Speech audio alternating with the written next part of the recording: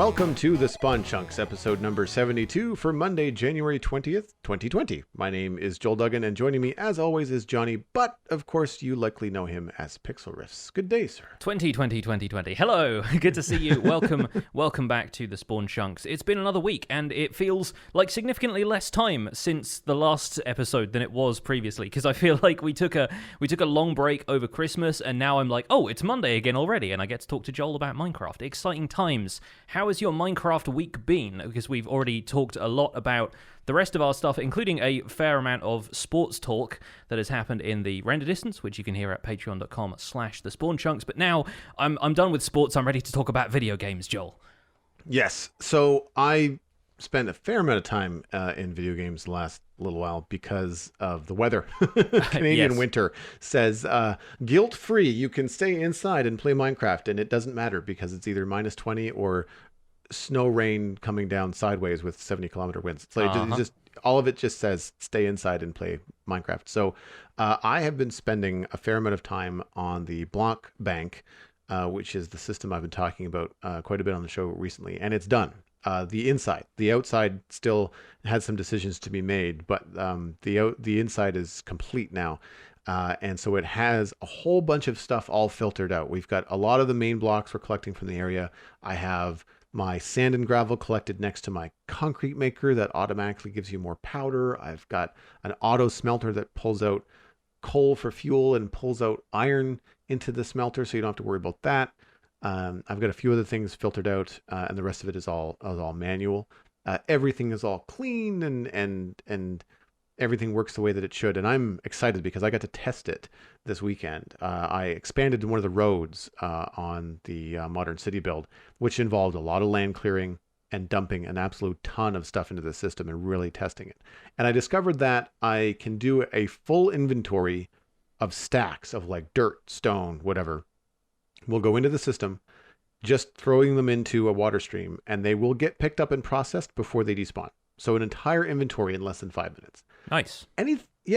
Anything more than that. I'm not sure where the cutoff is, but I did dump in a lot of stuff one time, and I noticed that some things got despawned. They didn't make it into the system. I had specifically, when you're clearing the meadows, you're going to pick up flowers and grass, and these are things that I'm not filtering. So they're a good test, because if they don't show up in the overflow filter, that means that they've despawned somewhere. Yeah. So, but what alleviates that is my idea to have this shulker box loader and unloader at the top as well. So if you've got more than an inventory, the best thing to do is to fill up the shulker with everything that you can, and then dump the rest into the water stream. So the water stream can handle a full inventory, but the shulker can handle obviously a full shulker, because that won't despawn. It gets broken into the water stream, and then it gets dispensed and drained and then broken again. So it doesn't hang around. It's the contents are always within a system within seconds.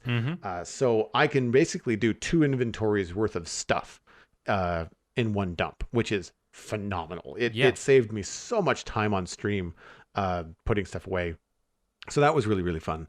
And I've also got some street lamps designed. So the outside now of the bank is, the facade is done. I haven't done the inside. I haven't done the roof, but the 2 walls that face the street are done. They have street lamps that are just visual. They're just aesthetic for the look of a city street. And then there's also sidewalk lamps, which are meant for Minecraft, because we don't want mobs spawning in front of the front doors of the bank. So I've got 2 designs. Street lamps are hard. Yeah. They are a rough design in Minecraft, man. Like, there are no really good textures. Everything is just stone. Like, you can't make them out of anything unless you want them to be wood. You can't really do much with them. Yeah. So, and we're doing a very modern city. So it's not, see, my street lamps around here, because I looked the other day when I was out, a lot of the street lamps in Dartmouth are actually attached to power poles, which are logs. Yeah. So that's the kind of older city. Now, if you get closer to the highways around here, then you've got like the metal street lamp, and it's got the arc to it with a light bulb over the street. It's very difficult to have that look in Minecraft. Currently, I'm using sea lanterns because they seem the most futuristic. And we've got the new andesite texture, so not polished, just regular andesite. So it's all connected, and we've got them in like little angles of slabs. So it's like 2 slabs, 1 slab, and 3 slabs, and it gets you kind of out over the street. But the hard part was deciding on the height, because we have this thing where I'm trying to make it look realistic, but then you've also got player scale in Minecraft to consider, and things don't always look right, even if you've built them to scale Yeah. in the real world. And when it comes to But lighting, you've also got to consider whether or not it's actually affecting the ground below and whether you mob-proof stuff with that lighting or if it's just for aesthetic purposes. yeah, so in this case, it's just for aesthetic, because for this street lamp to look right, it is so far away from the street that it doesn't affect it at all.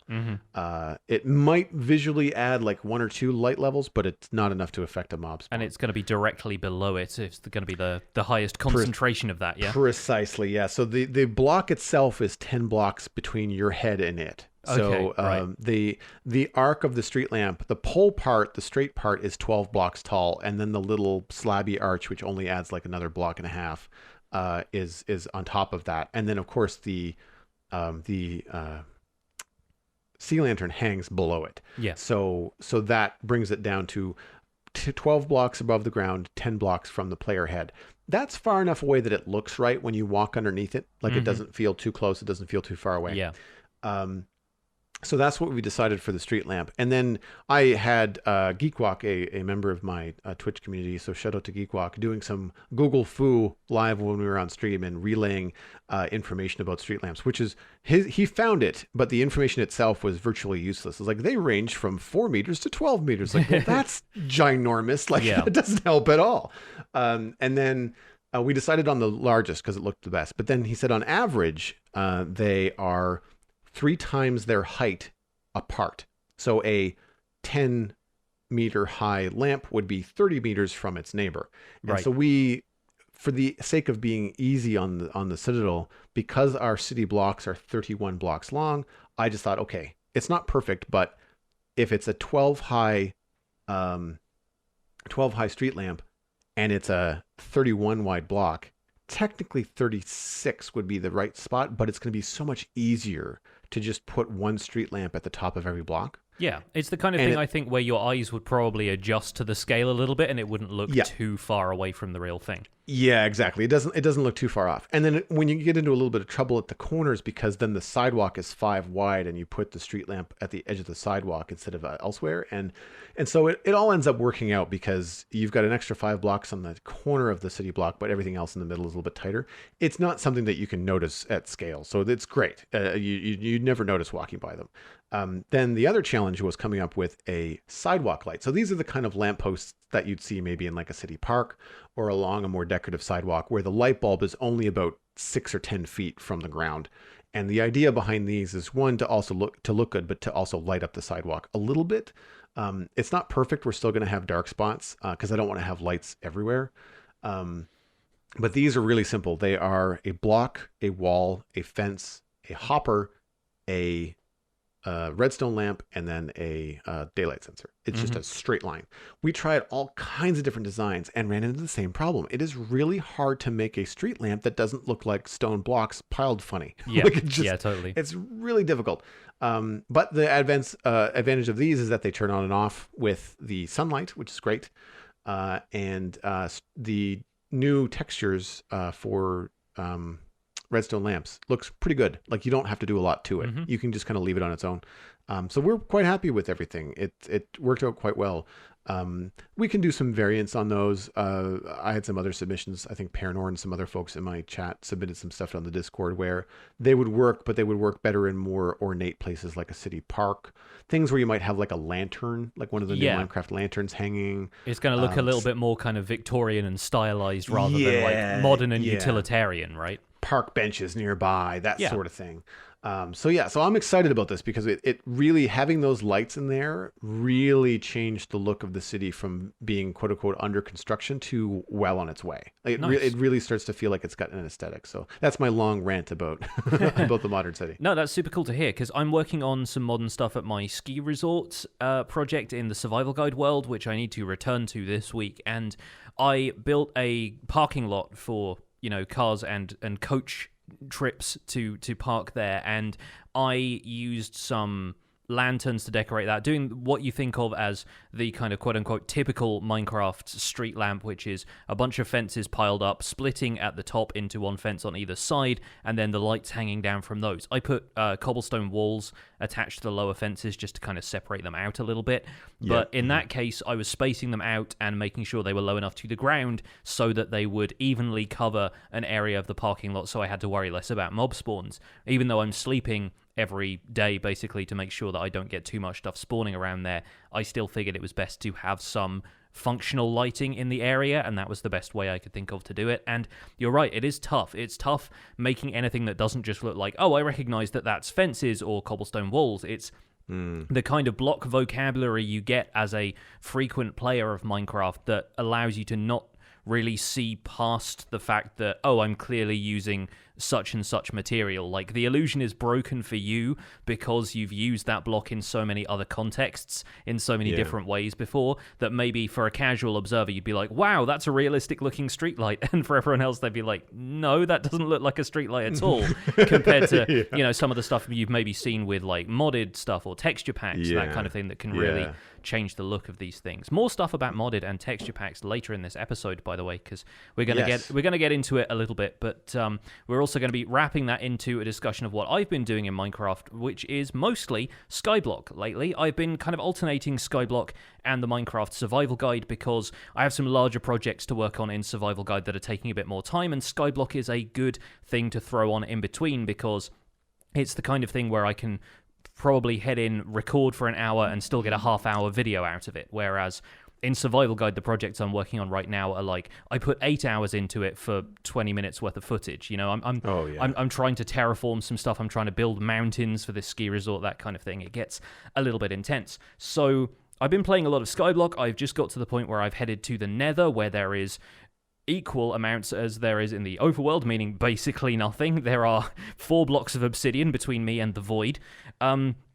And it's fun. It's been a lot of fun getting back into Skyblock, seeing what is new, because the last time I really put any time into a vanilla Skyblock playthrough was back when Minecraft 1.8 was the current version. So, you know, there have been so many innovations and changes since then. And this Skyblock map, I will probably link to it in the show notes, is by Dr. Trog, has just been updated for 1.15, but I'm still using the 1.14 version.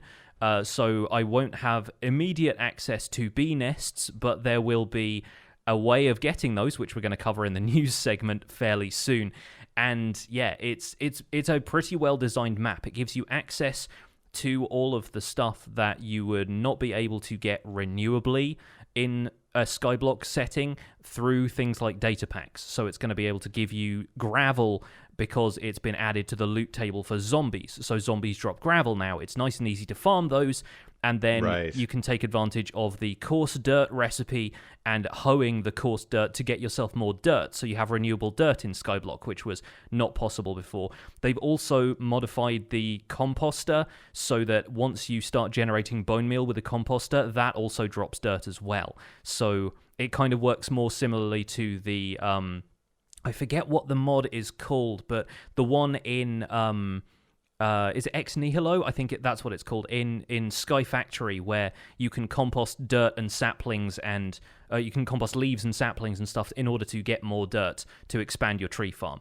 So yeah, there are a bunch of things in that pack which allow it to, in the Skyblock map rather, that allow it to be a little bit closer to a full vanilla experience without restricting you to not being able to use sand or gravel or clay for things, because it's been added to the loot tables for various mobs. Likewise, you can get quartz from blazes, which is great because not having a fully generated nether, you would be cut off from using really useful things like observers or comparators if you wanted to automate more stuff. And Skyblock, it turns out, is a very technical map to play. It is basically all about exploiting the mechanics of the game, taking advantage of automation, and using the fact that there is no terrain around you to produce very efficient farms. So it's no secret that the Psycraft server recently did a very popular Skyblock series in which they are using all of their expertise in making highly efficient mob farms and taking that to the next level because they can actually build them in the void where there is no terrain to clear around them. Right. And that's something that I do find appealing about Skyblock. Yeah. I've watched some series yourself, modded stuff, and then I've also been watching Impulse, who was on the show a few Yes. months ago, and Skizzleman I think they're doing a 115 Skyblock Uh-huh. series, if Yeah. I'm not familiar. I started it, but I lost track over Christmas. But yeah, like it's to me, in some cases, you've got like that composter trick is awesome because, well, one, that's how composters work in real life. Yes, exactly. So it's cool. I can understand why they don't work like that in Minecraft because, like, if there's one thing I don't want more of in vanilla Minecraft, it's more dirt. With default terrain, yeah, absolutely. You've Yeah. got plenty of I it have going that. spare. Yeah. Yeah, so I'd rather have the bone meal, obviously, especially in early game. So I can understand how that would be really cool. Do you find that with a vanilla map in Skyblock currently? And you said it was 114? The map was designed in 114. I am playing it in Yeah. 115 now. Oh, okay.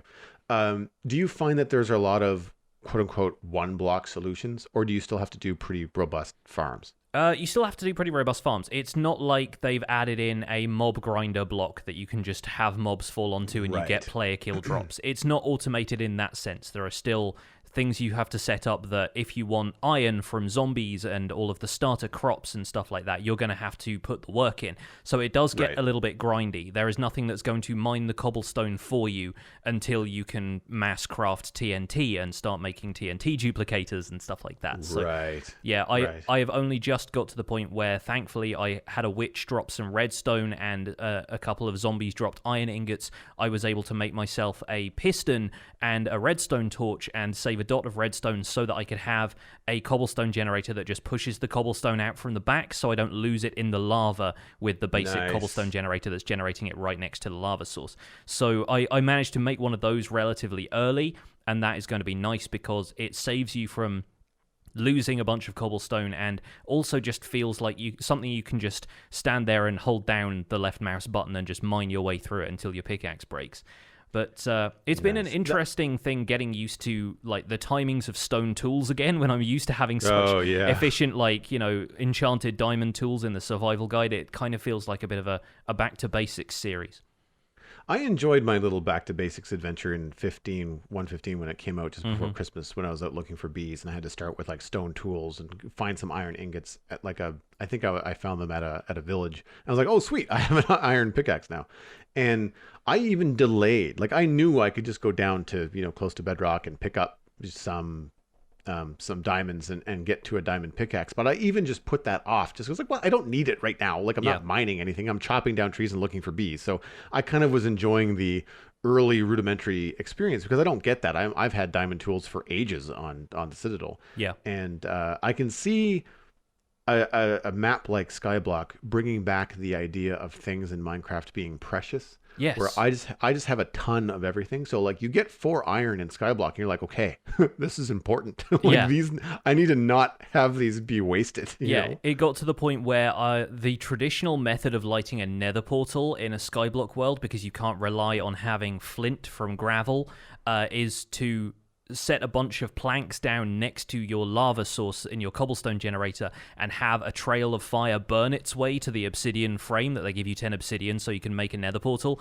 It's to save the fact that you can't make a flint and steel because, iron is incredibly scarce and there is no way of getting renewable flint. Now, in this pack, of course, there is a way of getting renewable flint because you can get gravel from zombies. You can also get iron ingots from zombies. So I had the option to make a flint and steel if I wanted to, but then I thought, do I want to use that iron for that yet? Basically, I'm making sure that I have enough iron left over that if I fall into the void holding a bucket, I am not then, forced to go through the process of grinding a ton of zombies in order to make another bucket just so I can start moving water around. Because the ability to move water around is actually really important in the early stages of Skyblock. Right. Likewise, you need a bucket to move the lava source around, and that's the only lava you have, so you can't afford to lose that, really.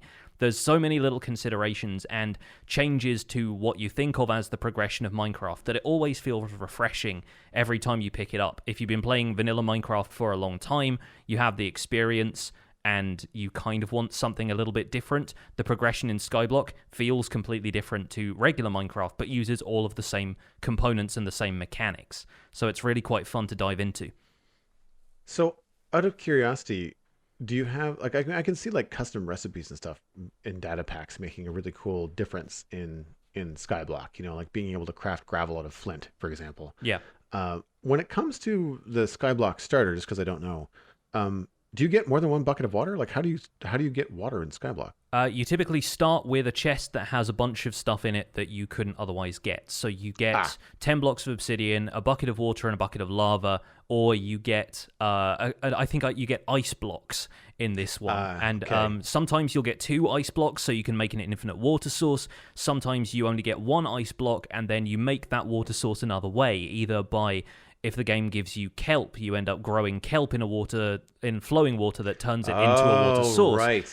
In the case of this map, there are islands dotted around the rest of the map in a kind of circle around the central island, which have the other tree types on. So you get an acacia tree, a jungle tree. There is an oak tree in a swamp biome that has a couple of extra water sources, and that's how I got my second water source. So Nice. yeah, there are different ways of implementing stuff like that. And now, of course, we have the option of the Wandering Trader. So if you get to the point where you've progressed through the map enough that if you go to the Nether, you find a Nether fortress. There is one Nether fortress that's a generated structure in the world. You get to make potions. You can brew a potion of weakness. You farm enough zombie pigmen to get gold for a golden apple.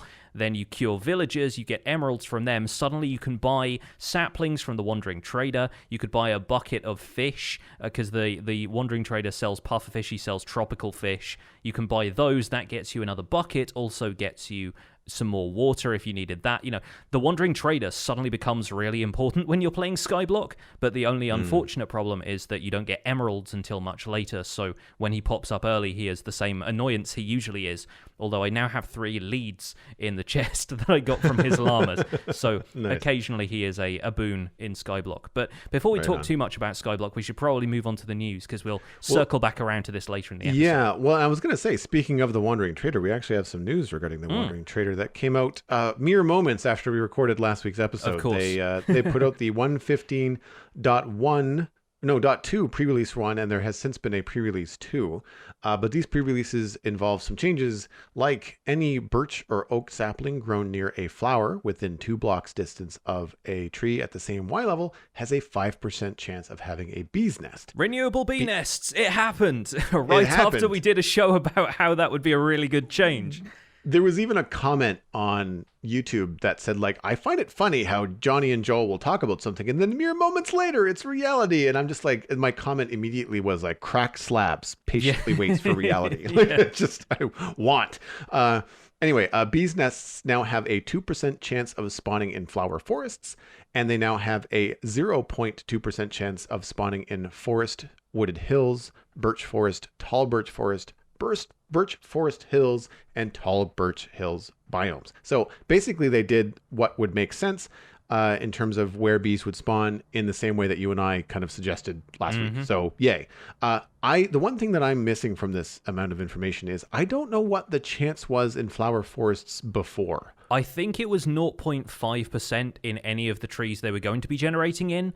So in plains biomes in flower forest, it was all 0.5% chance. The only thing about flower forests was there are more trees there than there are on plains biomes, which only have those occasional oak trees that pop up, and maybe a couple around the perimeter where it was still counted as a plains when it transitions into a forest. It's really good that they have bee nests spawning in birch forests now, especially because birch forests are otherwise really unremarkable. There's not a great deal about them that is worthwhile, and since most players don't really like using birch all that much, it kind of makes them a it kind of makes them like not really necessary in the grand scheme of things. But putting them into birch forest, putting bees nests spawning there more regularly is a really good change because it encourages players to use those biomes for something, which previously they had very little use.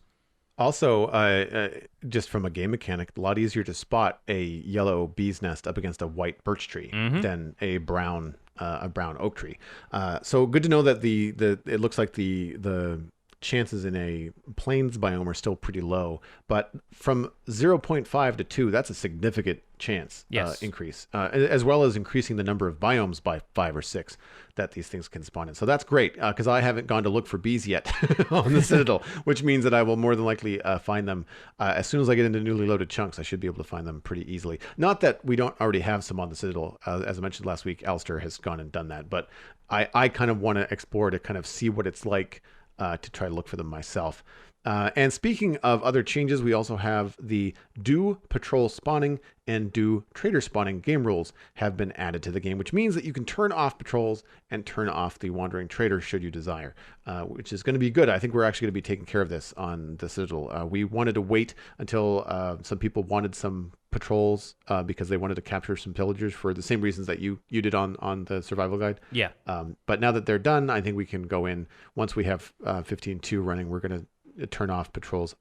Some people like the trader. I'm not really particular. I prefer to have them both turned off, but we'll put it to a vote, I think. Yeah. There's also added a GUI light option in block models to allow controlling light when rendering models in the UI on screen. This is something that I've noticed about a couple of blocks. I think some blocks are lit incorrectly by default in 15.1. I thought the grass block looked really dark. And it turns out that when you light these blocks or these items in the inventory from a different direction, then the faces are different shades. Yeah. And so most of the time they're lit from above, which means that the top of the block, which has the texture on it like grass, will be light, and then the sides with the dirt will be darker. If you light it from the front, the dirt sides are bright and the grass is dark. And that, I think, is what it's showing up right now by default in 15.1. So being able to control that is going to be cool.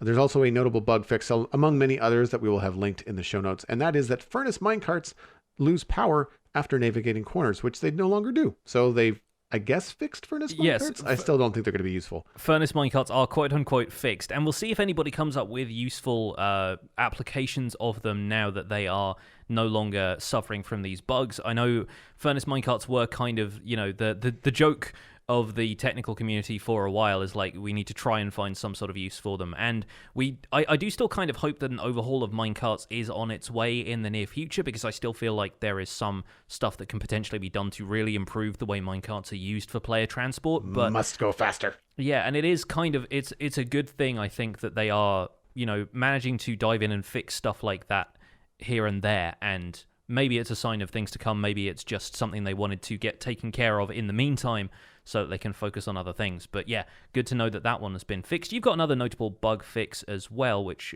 you've popped down in your section of the notes. So talk about this, because it's an Elytra thing. Yeah, so this is the last real, I guess, input I have on the 1.15.2. Most of it just seems to make sense.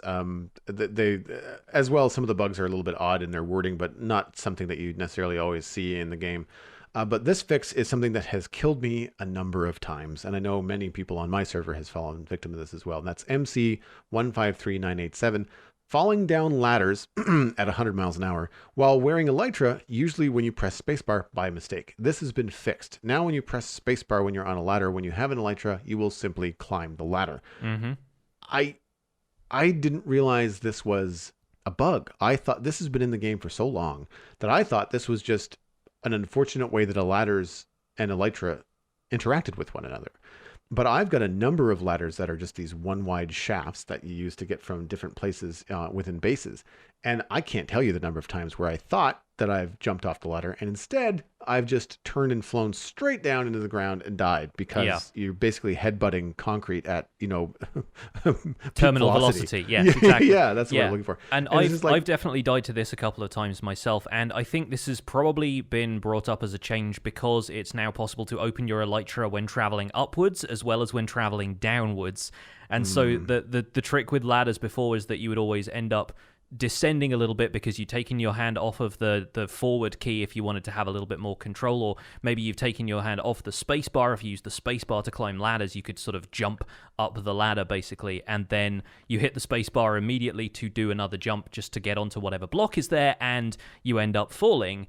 And it's something that I've gotten used to the point where it's almost a mechanic I would use occasionally, almost as though you can like shimmy down a ladder a little bit faster. But it would be a lot nicer to have something like that that's an intended mechanic instead of an unintended mechanic that ends up killing you by mistake a whole bunch of times, which this definitely has.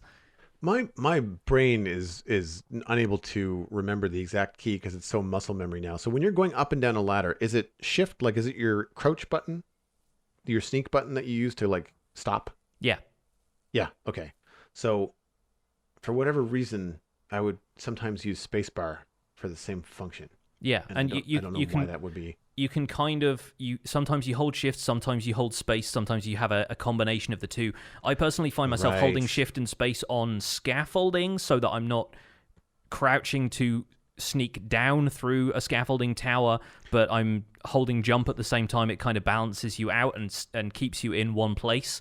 And so I had this issue, yeah. There are different climbing mechanics for both ladders and scaffolding that now I feel like the waters have become muddied enough that I think they just had to do away with this elytra issue for good. And I think it's going to take a little bit of getting used to if anybody was using that, like I said, to shimmy down ladders a little faster. Because if you look directly at the wall, then you find yourself gliding down slowly in the same sort of way you do when you're flying horizontally with elytra, and that can be controlled. But if you don't know it's happening, it can take you by surprise before you can do anything about it. Relayed to me during my Twitch stream the other day about holding down shift and spacebar in order to press like a shift place on an item while on scaffolding, because I've been trying to learn how to use scaffolding and been using it instead of using traditional scaffolding blocks like netherrack when I'm building the city. Because I've got these large buildings, I feel like it's probably a good time for me to learn how to use scaffolding. What I've decided is that I don't like scaffolding on big builds, but I prefer it when you only have to go up like 5 or 6 blocks. I like the street lamps. It was very useful because the scaffolding doesn't get caught on stuff when you chop it down. Yeah, and you also don't have to bridge out too far with the scaffolding if you're just working on something small, whereas I've found that inevitably I get 20 blocks up in the air and I want to bridge out further than 6 blocks. Suddenly I've got to create another 20-block tower, and I run out of scaffolding really quickly. So it's definitely something you have to plan for if you're working on something bigger. Yeah, that's the thing that I don't necessarily like about scaffolding. I think that's a little bit of a hindrance, considering how, like, with regular dirt blocks, you could just go for miles in one direction in a floating scaffolding.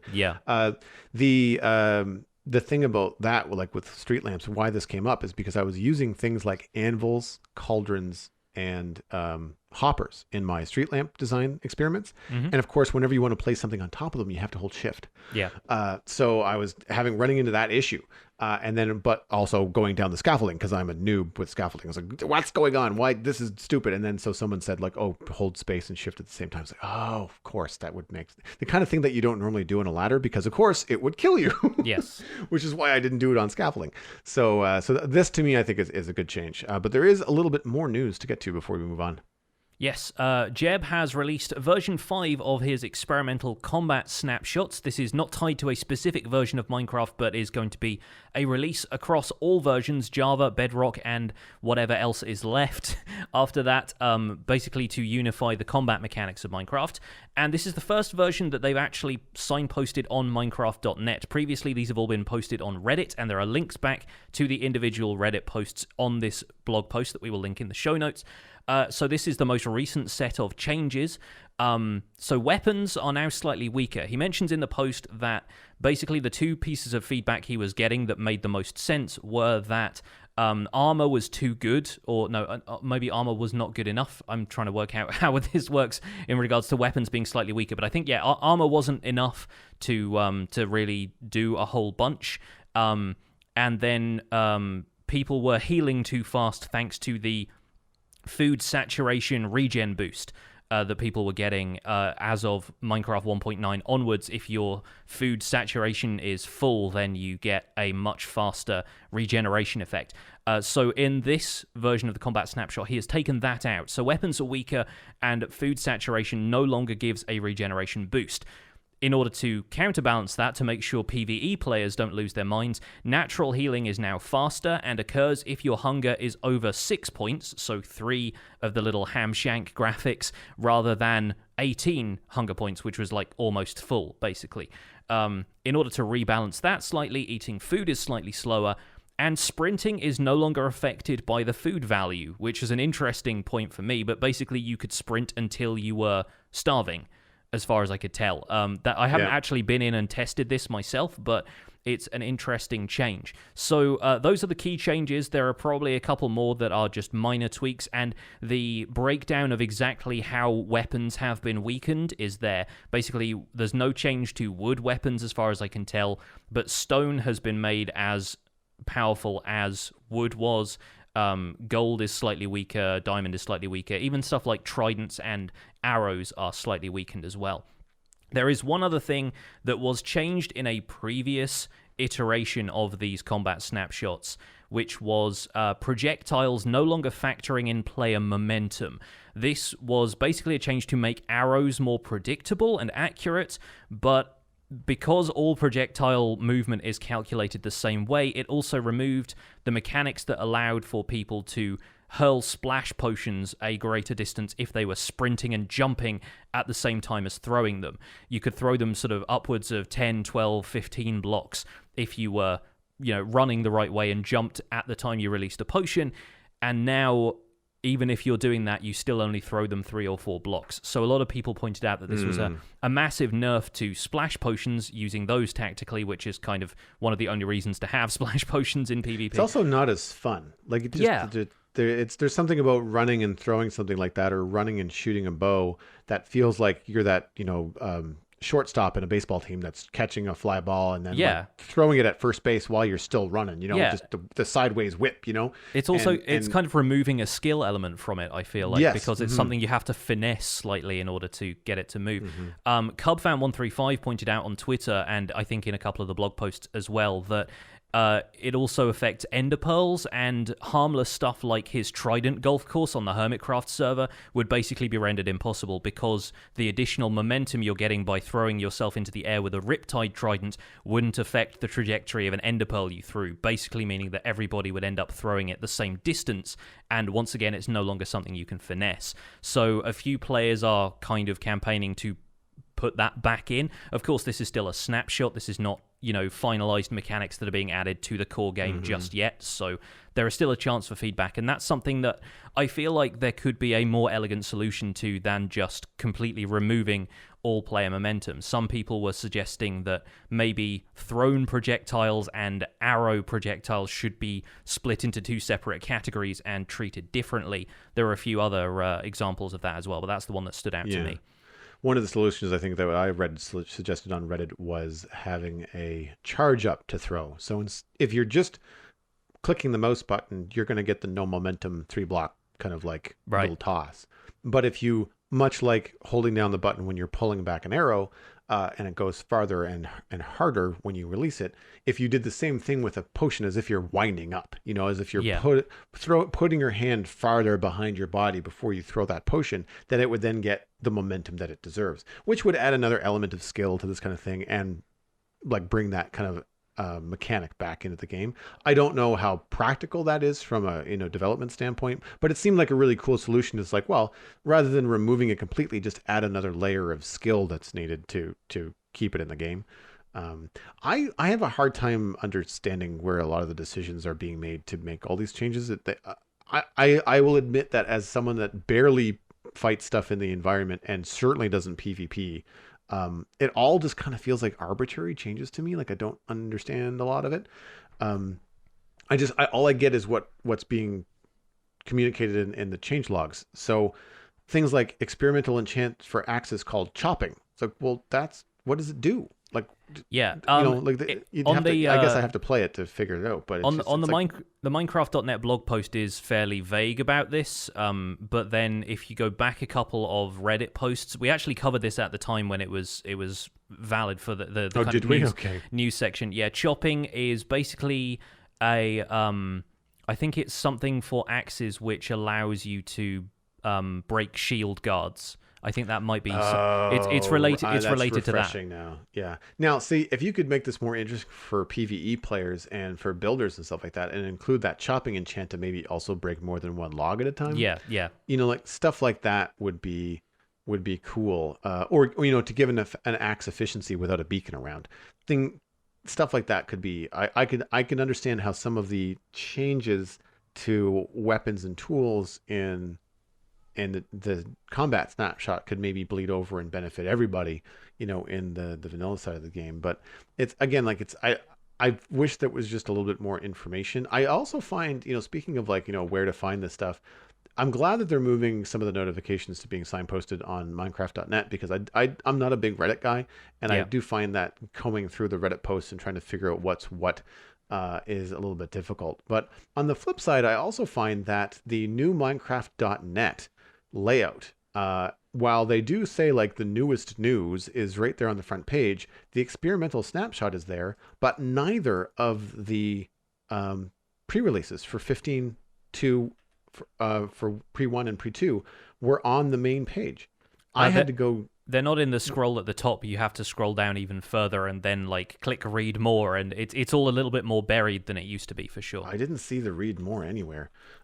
Yeah. Oh, I see. Load more down at the bottom. So, see, and this is the thing. Like, it took me forever to find just the links. I think I was passing it on to another server mate to talk about like 15.2 and the changes, and I was trying to Google it and I couldn't find it. And I was just like, guys, like you have this really nice layout on Minecraft.net now. Put this stuff at the top. Yeah. Like the snapshots should be in that first news section, I think. There's also some very cool stuff there as well. Like there's culture builds, free skin packs and things. And I agree that all needs a space, but I feel like adding one more little thing to this ticker where your most recent snapshot information is there as well would be very helpful. Yeah, I think they're probably going to put the full releases going in there. So when 1.15.2 comes out of pre-releases, it's probably going to go at the top of the page so people have an easy to read changelog. It's really kind of burying the snapshot stuff for people who are interested in that and surfacing the stuff that is more relevant to the quote-unquote average player, and who knows what that is in the case of the Minecraft community. So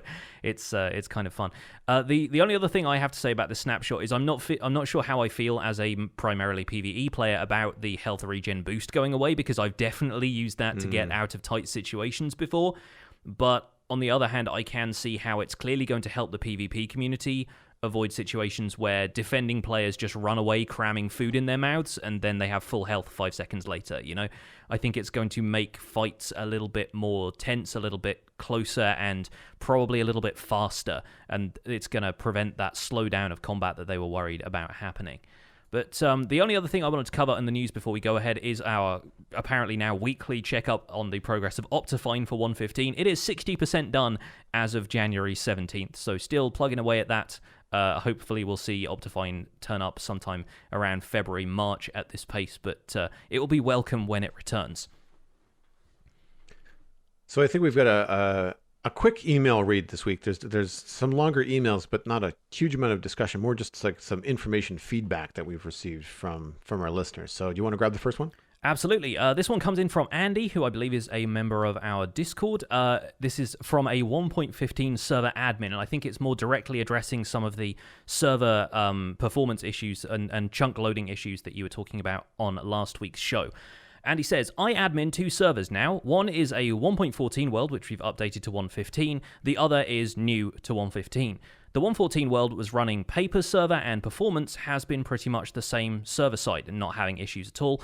I would take a look at your provider and data packs. I know you've mentioned having Voodoo Beard's Shulkermites data pack. That one generates lots of extra load on the server in particular, and I removed it after testing. Paper and Spigot's timings report makes it easy to track this stuff down, but in a vanilla server you might not have access to that. My other 1.15 server is a Skyblock world, so it's a void, and we're all new with very little to cause lag. It's running in the Fabric loader with Carpet mod. I'm not using any of the non-vanilla elements in Carpet. I just use it to make it easy to monitor TPS, ticks per second, MSTP, no idea what that acronym means, and what is causing performance issues, if there are any. I have mine hosted on Extra VM, and both are on 4.2 GHz or faster servers with NVMe storage. When you updated to 1.15, Joel, did you use the force update flag on your first launch? If not, this might help some to make the server go through and optimize all of the chunks to the new format. This can be done by request from your hosting provider. It will do it as you load them later, but it can help to do all of this at once. I'm kind of a server nerd and enjoy doing admin almost as much as playing. I guess it's in my nature. I've been a server admin as a job since the late 90s. So a little bit of stuff for you to sort through there. Not being a server nerd myself, most of this goes over my head. And I don't know much about the workflow of being a server host, but I kind of wonder how much behind the scenes effort goes into making sure servers are running optimally and how much is kind of left for the layman to figure out for themselves. Because I'd imagine if this force update thing is something that the server hosts have to do, it would kind of make sense for the server hosts to do it whenever they updated you to the most recent version of Minecraft, if that's something they're in control of. So I've downloaded and backed up the world and then used the server to update to 1.15, but I don't remember there being any kind of forced update. It just kind of worked. So I don't know on that regard. I don't remember there being any sort of like the first time, because when I launch in, I just get the player interface. I don't get the same sort of interaction you would if you updated a single player world where it says, "Are you sure you want to update this?" Because that happens with the world that I have. I've got a little test world that I use to take screenshots sometimes for the title card art for Spawn Chunks. And so whenever we roll over to a new update, it always says, "Are you sure you want to update?" And I always say yes, because like there's nothing precious in here. I'm just building stuff quickly to take pictures. And so I feel like I'd have to inquire about that. I am running the Voodoo Beard's Shulker Mites data pack. I am running a number of Vanilla Tweaks data packs, and I double checked everything and updated them all to what Vanilla Tweaks said was the 1.15 versions as of Boxing Day. So like December 26th, that's kind of what I did that day, just kind of relaxing at home. And in inspecting some of them, I realized that the pack format was not right. And so even though I had downloaded the correct and even re-downloaded the correct data packs from Vanilla Tweaks, the pack data, the pack format was still wrong. So I fixed that and then uploaded them again.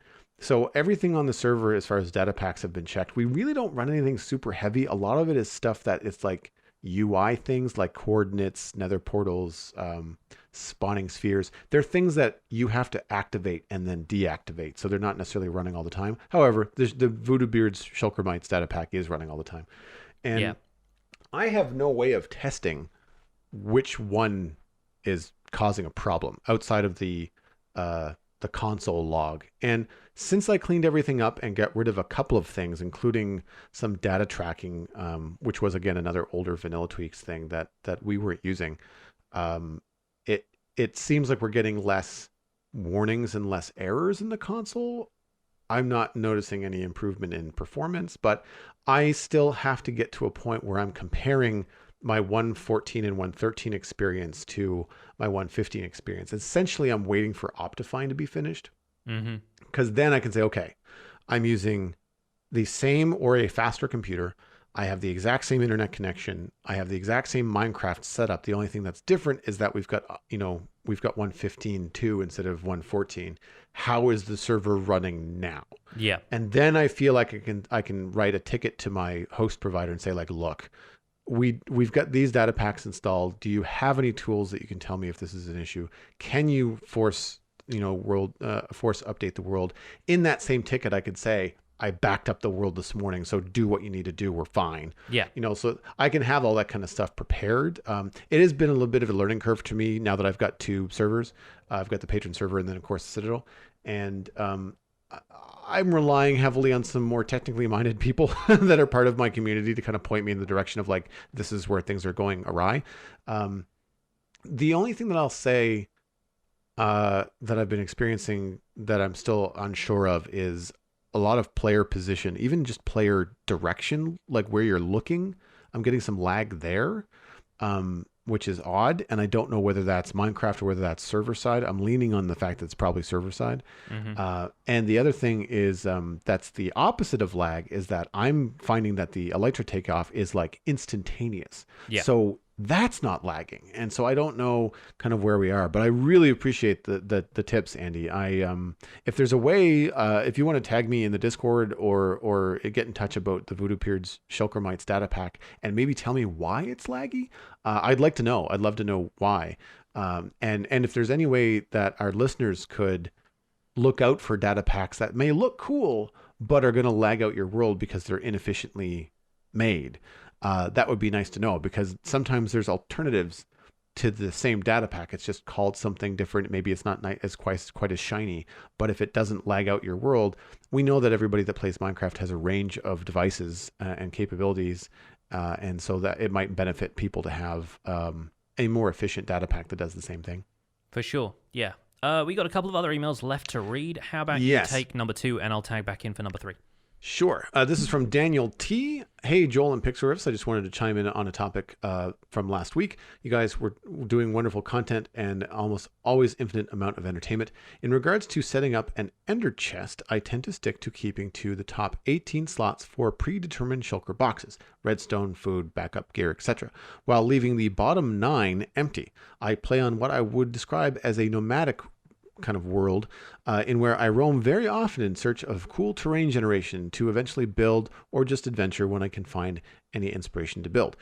So leaving the bottom 9 open lets me either commit those slots for shulker boxes to fill with the loot I get from adventures, so I'm not constantly returning, or on the flip side, when I actually have inspiration, to the build leaves room for all the materials I'll need for that project, or at least a large chunk of, depending on the size of the project. Also, a couple shulker boxes I keep that weren't mentioned, while arguably unnecessary, I find useful are a shulker box based around combat for when I'm out adventuring or in case I want to fight a wither in an open raid or do an open raid the normal way. A shulker always called wallet filled with both emeralds and common items to trade with on the go-to later when I have an established trading hall. And a shulker I have a bunch of named pieces of paper in. I find this one really cool. These pieces of paper have the projects I have planned and I am working on. So whenever I'm logged off, I can just place a piece of paper with a project I'm working on in my inventory in case I don't play for a while, so I know exactly what I'm working on when I log back in. I thought that was really cool. It's like a to-do list in Minecraft, which is kind of a smart way to do that. Yeah, it's really cool.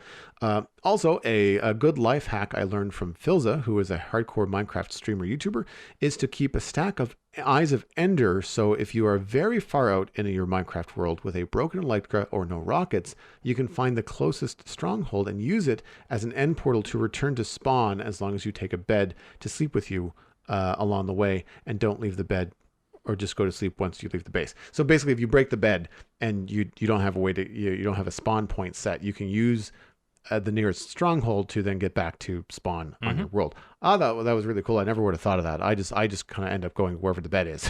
Yeah, it's pretty sensible, and it seems like a sensible thing to do if you're Filza and you're playing in hardcore all of the time. Mm-hmm. Yeah, for sure. And these are the kind of things I don't think of because I'm not playing hardcore and I'm on a world that I haven't reset, right? Yes. So again, totally.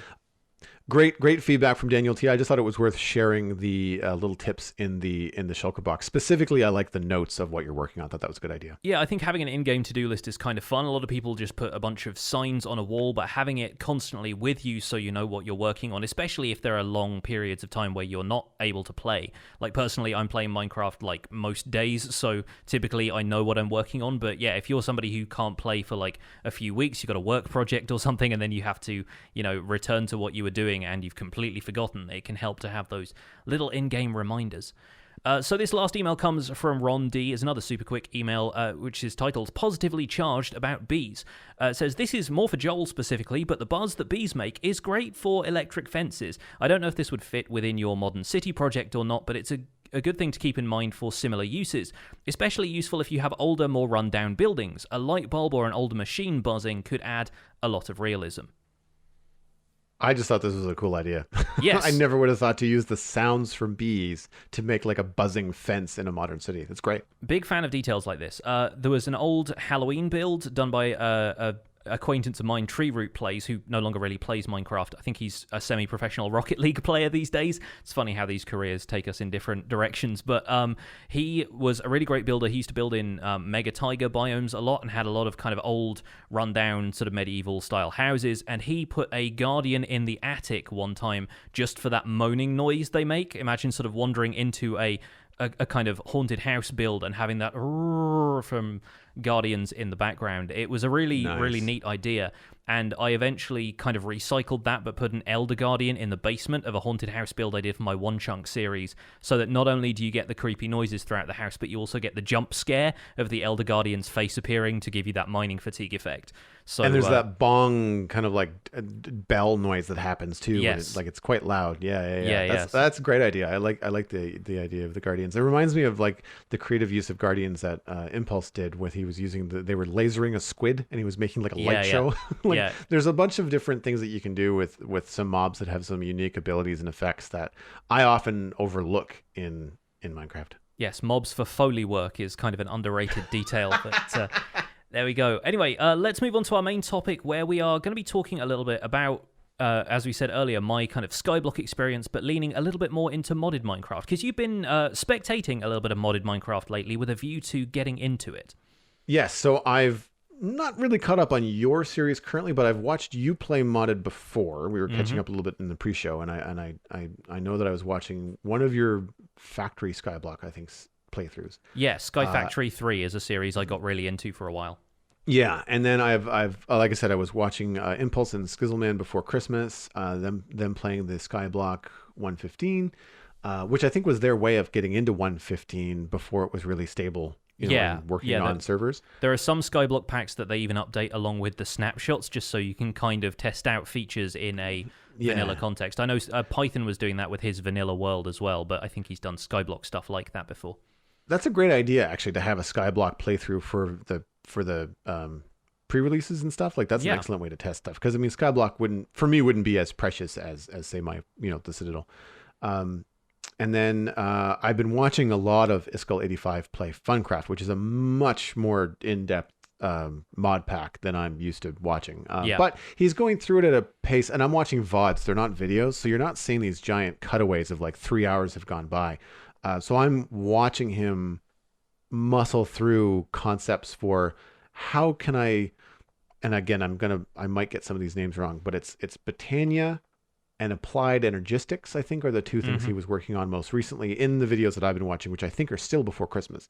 And what was happening was that he was trying to use two different mods to automate one of the crafting recipes from Botania.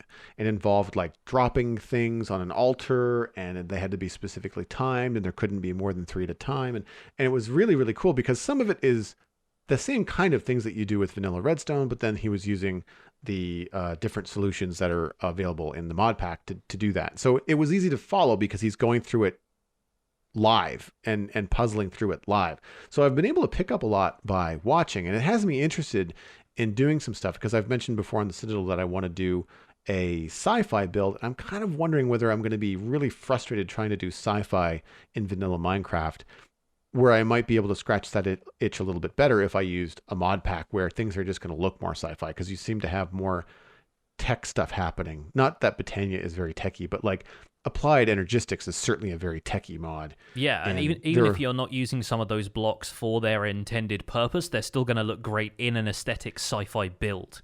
Exactly. Applied Energistics. Blinky lights. Modded tends to have a lot of different textures, a lot of metal, a lot of smooth blocks, a lot of options for things. Just being able to put a trapdoor down and make it any color you want, like things like that, I feel are just enough of a touch that would pull me in to do some sci-fi stuff there. I'm obviously drawing a lot of my my No Man's Sky playthrough over the holidays back into this. But the question that I had for you about Skyblock specifically, so Skyblock is modded, but it's a vanilla map essentially. Yeah, it started out as a vanilla map back in the alpha days of Minecraft, effectively, where people were still kind of like hacking together interesting maps, and it kind of grew up alongside the survival island format of a Minecraft Let's Play, where effectively the map had been edited so there was an infinite ocean and just one island with a tree, a fairly limited amount of dirt, but you could still go caving, and effectively you had to just build up a colony from there, as much or as little as you wanted to, really, but you just had to start out with just one tree and then build Minecraft from there. Skyblock was a similar kind of thing. It started in alpha, and the idea was you're just on a block of dirt in the sky, not just a single block typically, but like a large collection of dirt and grass blocks with one tree and the supplies to make a cobblestone generator. So then you can make a wooden pickaxe, harvest your first bits of cobble, and then use an infinite cobble generator to expand the island around you. Basically, as soon as people figured out Minecraft had infinite resources, that led into other game mechanics like that. And since then, Skyblock has been used as a vanilla map, but also the setting for a variety of mod packs. The thing I think about Skyblock is that it gives you easy objectives. Basically, your first objective is not one that has to kind of check the boxes of a specific mod pack. It's essentially get yourself more terrain. Allow yourself to have a larger platform to stand on, because that's going to be helpful. You're not going to be able to do very much just working with a kind of L shape of 3x3 areas of grass. So the first objective is always to start getting, wooden tools and things like that figured out, but then what you do with those at that point varies. In traditional vanilla Skyblock, you end up just making a cobblestone generator. You build a lot of your early stuff out of cobblestone and wood, and then in the example of the pack, the map that I'm playing right now, you end up generating dirt through the vanilla means you can generate dirt in regular Minecraft, but nobody bothers because dirt is everywhere. But you can get it by duplicating it using coarse dirt, or you can, in this case, with the modified composter, you end up getting it through that. In Sky Factory 3, you end up generating dirt through composting leaves and saplings. You sift that dirt to get pebbles, and the pebbles can be turned into cobblestone, and then you can melt the cobblestone down in a crucible so that you can get lava, and then that's how you get the lava that then becomes your first cobblestone generator. So there are additional steps in between all of the things you think of as the regular vanilla progression. But instead of having a kitchen sink mod pack where you just get a pre-generated world with a ton of mods and you're told to do whatever you want, I feel like it gives you a more structured approach to mods. And so that's why I think Skyblock is actually a really good early setting for learning about mods, because typically it will come with a quest book prompting you what to do next, when otherwise you would have virtually no idea how to get to the stages where you can produce the blocks that you want to build with, or have a sorting system like in Applied Energistics, the mod you were talking about that Iskal's been playing with.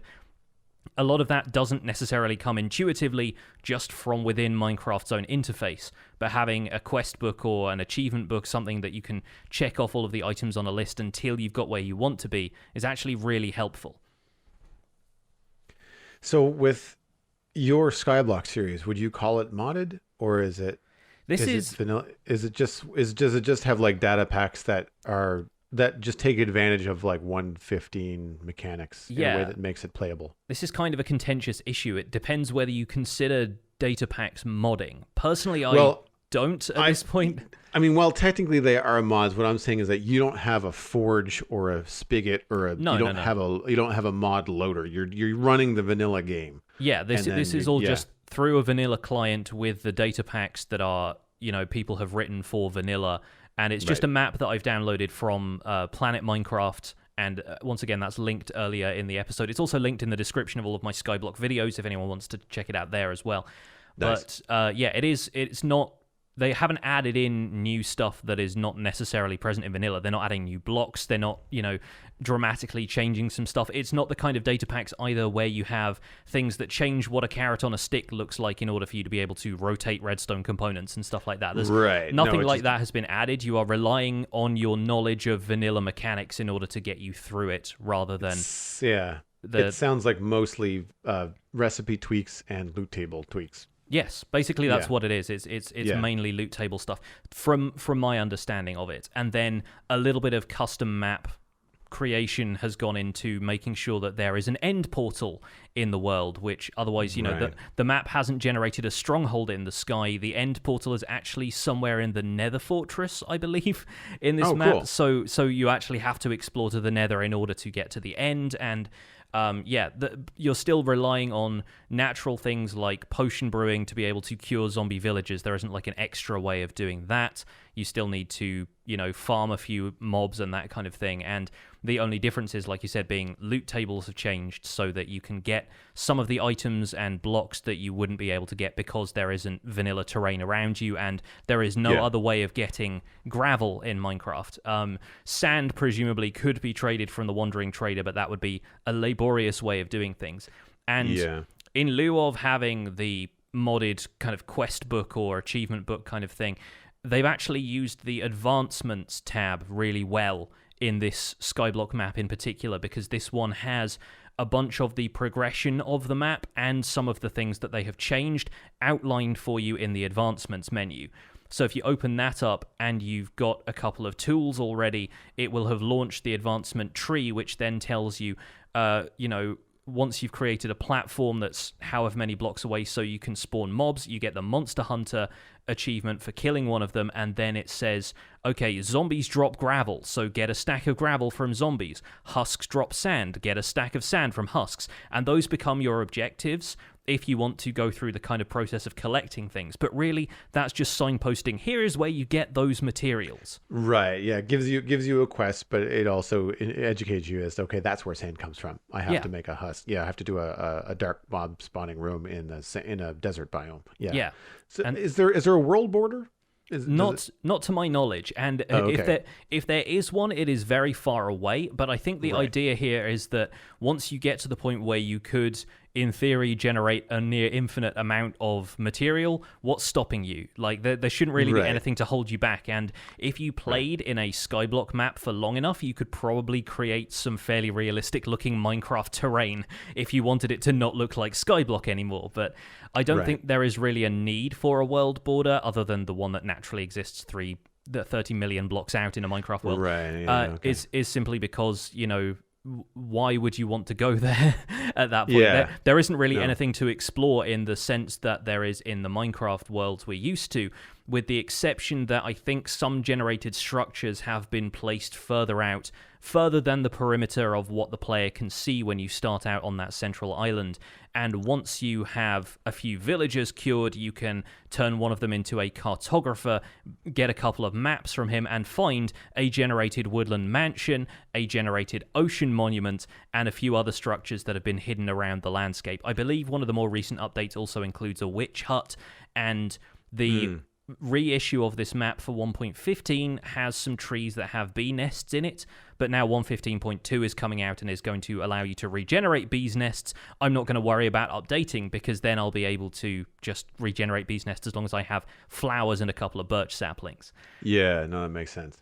So when you're playing, Skyblock in this way, like, do you approach it like a checklist? Do you go through it like you would a tech mod? Like, how do you approach your play? Do you still want to build something that looks nice? Are you worried? I guess it's early game. You really can't be worried too much about what you're building stuff out of. It's mostly cobblestone, dirt, and wood, I would imagine. It really is, yes, to a depressing degree at this point. But no, I'm very much. I've already smelted a few stacks of cobblestone in preparation for it being smooth stone, so I can start building something that looks nice.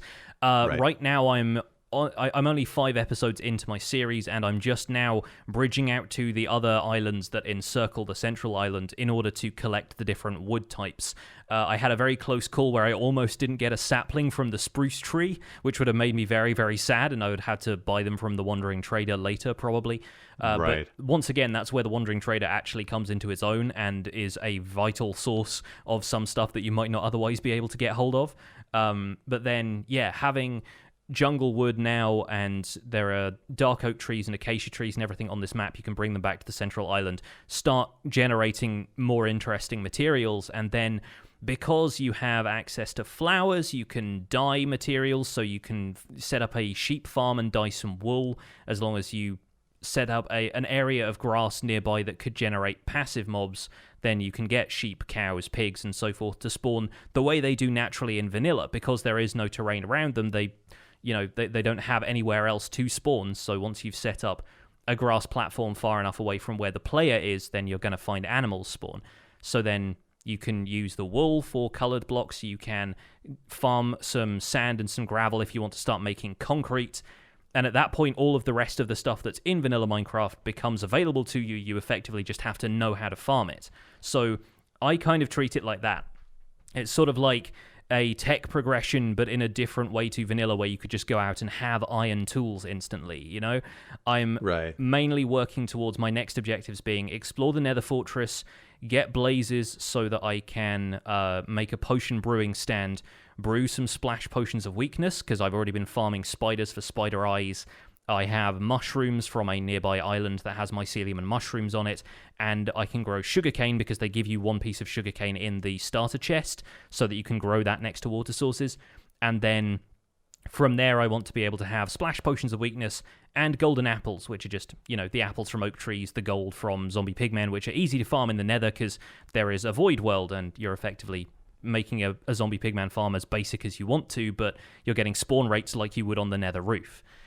So there's a lot that goes into it, but then once you have villagers, you can set up a nice easy iron farm, especially now iron farms are relatively straightforward. Thanks to all of the changes they went through in 1.14, it's probably a lot easier to build an iron farm in Skyblock now than it used to be.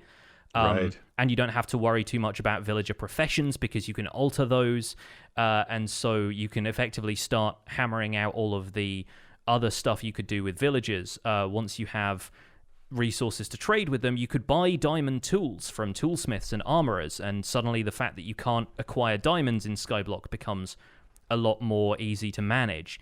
In Sky Factory 3, I believe the way you ended up going through that in the modded progression, you could just get raw diamonds by sieving the right materials with the right sieves. So eventually, once you got down to sieving gravel and dust and that kind of stuff, raw materials would drop out of those that sometimes would end up being a rare chance of having diamonds or redstone or something like that. So there were ways of getting those that were not necessarily akin to the vanilla kind of way of doing things. But as far as I'm aware, in this Skyblock pack, the end dimension is generated normally because the end is effectively like a giant set of sky islands anyway, so it kind of makes sense.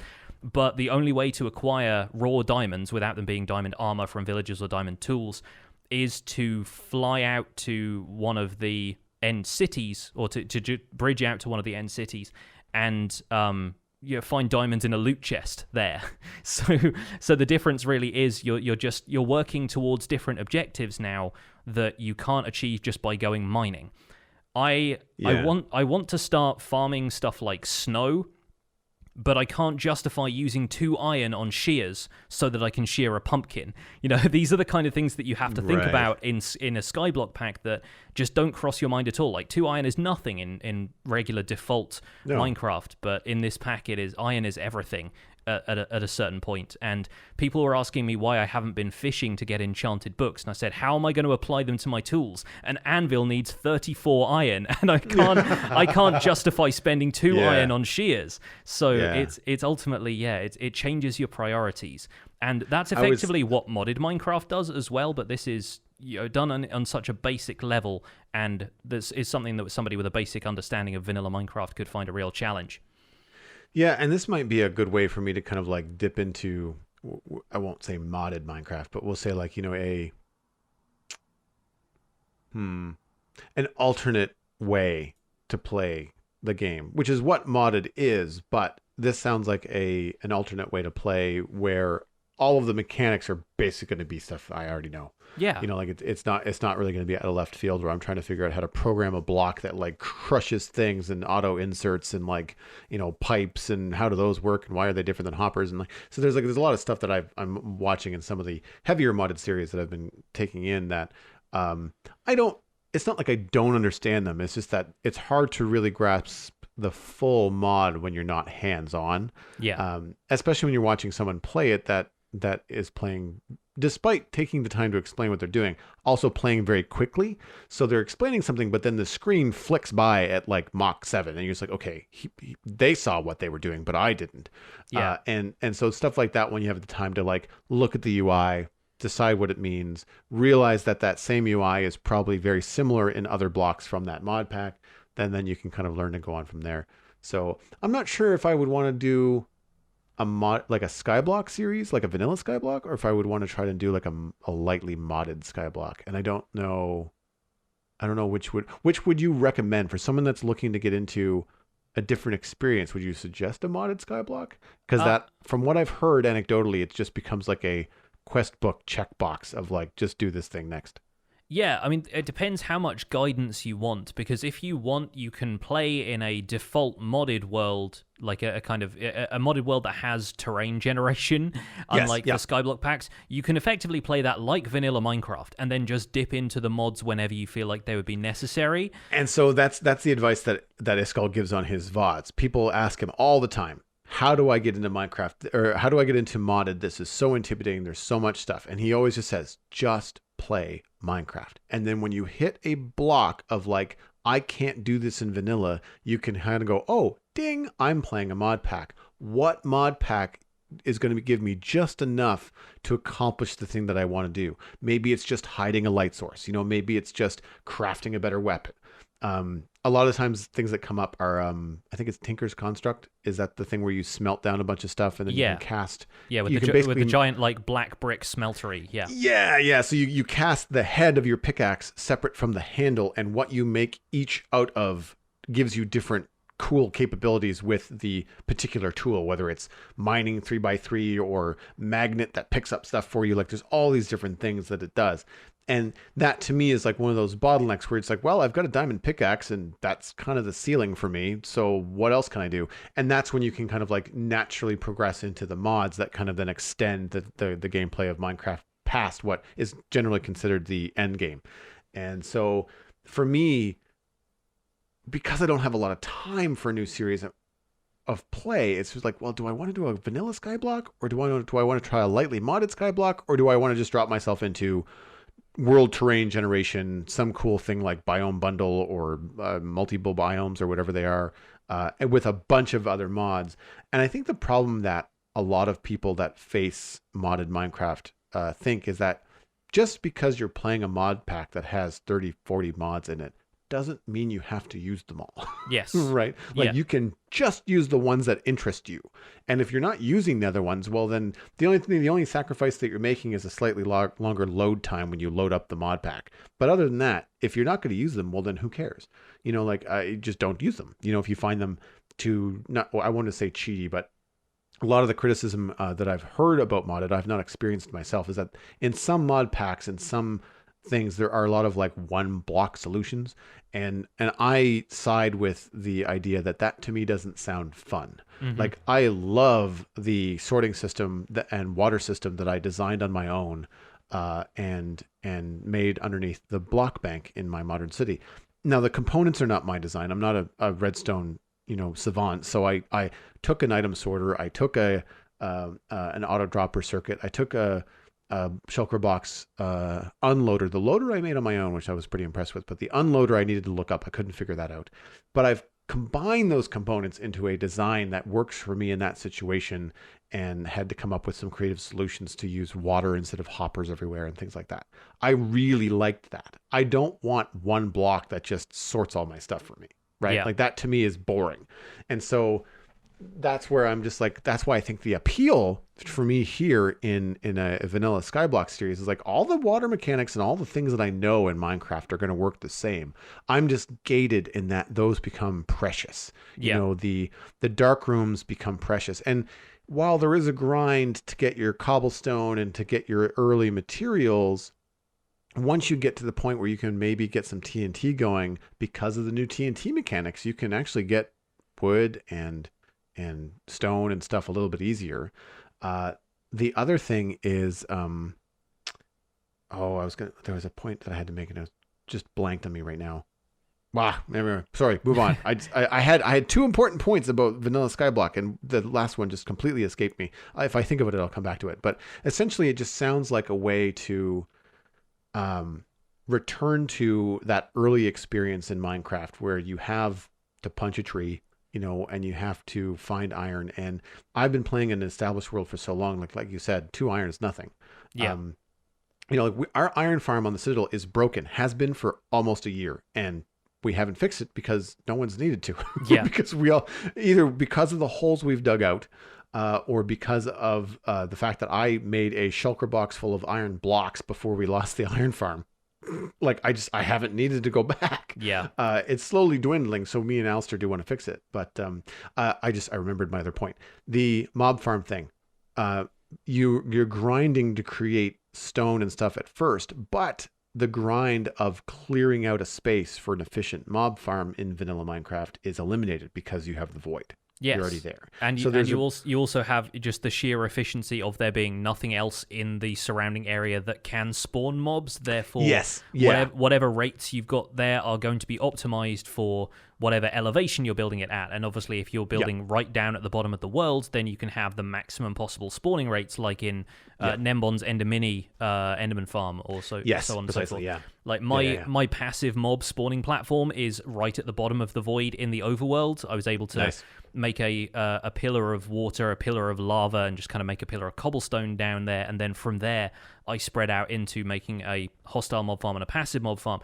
And now I don't even need to breed the animals down there, because if I kill them and then I go away, a ton more will show up within a couple of minutes, if that. Nice. And so those are mechanics that if you know them, you can exploit them. I think probably my parting shot here, because I know we're running a little bit long, is that I think Skyblock is a really great way of recontextualizing what you know about vanilla Minecraft and understanding exactly how to use materials that are scarce and how to take advantage of materials that are plentiful, understanding how the renewable mechanics work, and also understanding what you need to treat with care.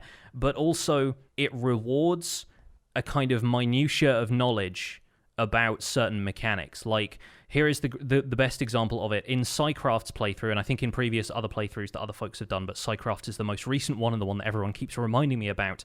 They pointed out that you don't actually have to brew a splash potion of weakness to cure a zombie villager, because there are circumstances, if you are close enough to a witch, you don't have the weakness effect already, there is a 25% chance that a witch will throw a potion of weakness, and you can have that splash the zombie villager, then feed it a golden apple, and then go ahead with the curing process for that villager.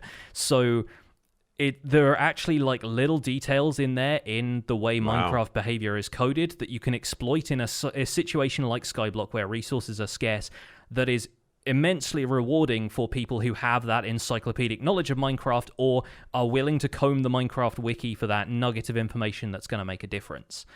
Now, personally, I'm not going to go that route, because trapping a witch, trapping a zombie villager, and then dealing with the witch throwing poison and slowness potions at me forever does not seem like my idea of a good time, and I'm a lot happier following what you think of as the traditional progression of potion brewing and so forth. But the fact that it can be done a bunch of different ways, even in these limited conditions, is what makes vanilla Skyblock really interesting to me.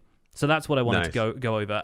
That's probably going to be it for this episode of The Spawn Chunks. Thank you so much for listening to our discussion, folks. You can find out more information about the show and links to some of the things we've talked about. You can find those at thespawnchunks.com. The music for the show is composed by me, and The Spawn Chunks is proud to be a listener-supported podcast. If you get some value out of the show, why not consider putting some value back in?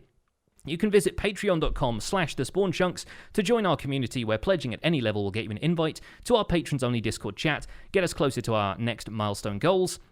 And you can also join a wonderful community of 153 patrons, which is another increase from last week. Thank you so much, folks, for your support. And special thanks go out to our content engineers, Cameron Sigelski, Greener Canuck, JD Williamson, and Yitz for their support on this episode.